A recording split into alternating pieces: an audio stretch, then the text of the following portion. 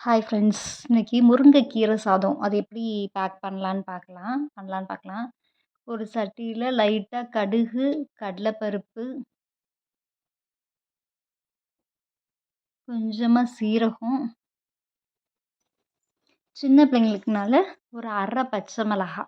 ரொம்ப போட்டிங்கன்னா கொஞ்சம் காரமா இருக்கும். அதனால ஒரு 1/2 பச்சை மிளகா. வரமிளகா இருந்துச்சுன்னா ஒரு வரமிளகா போட்டுக்கலாம்.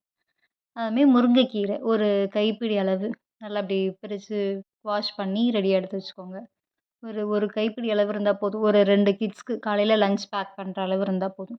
முருங்கைக்கீரைல அவ்ளோ சத்து இருக்குங்க. இப்ப ஒரு 7 வயசு பிள்ளைங்களுக்கு தான் அப்பதான் மொத பல்லு விழுந்து மொளைக்கும். அப்பங்கும்போது அந்த மொளைக்கிற பல்லு கொஞ்சம் ஸ்ட்ராங்கா இருக்கும். முருங்கைக்கீரைலாம் சாப்பிட்டீங்கன்னா, பல்லு, எலும்பெல்லாம் சின்ன பிள்ளைங்களுக்கு நல்லா ஸ்ட்ராங்கா இருக்கும். அதுமாரி மார்பு சளி, ஆஸ்துமா அந்த மாதிரி இருக்கவங்களுக்கும் முருங்கைக்கீரை சூப்லாம் வச்சு குடிச்சிங்கன்னா ரொம்ப நல்லது.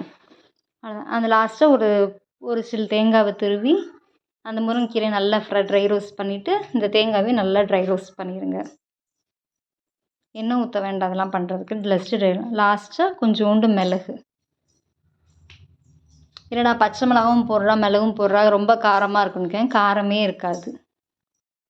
அப்புறம் நல்லா ஃபைனாக பவுட்ரு பண்ணாமல் இது மாதிரி ட்ரை ரோஸ்ட் பண்ணால் போதும்.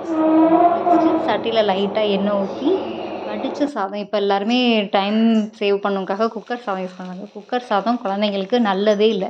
ஸோ ஒரு கப்புனாலும் குழந்தைங்களுக்கு வடித்த சாதம் பண்ணிடுங்க. அந்த சாதத்தில் அந்த பவுட்ரை போட்டு மிக்ஸ் பண்ணி கொடுத்துட்டிங்கன்னா குழந்தைங்க ஈஸியாக சாப்பிடுங்க. நம்ம கீரை பொரியலோ ஏதோ செஞ்சாங்கன்னா மிச்சம் வச்சுட்டு வந்துடுவாங்க. இந்த மாதிரி செஞ்சு கொடுங்க. டேஸ்ட்டாகவும் இருக்கும், குழந்தைங்களுக்கும் சத்தும் கூட. தேங்க்ஸ் ஃபார் வாட்சிங்.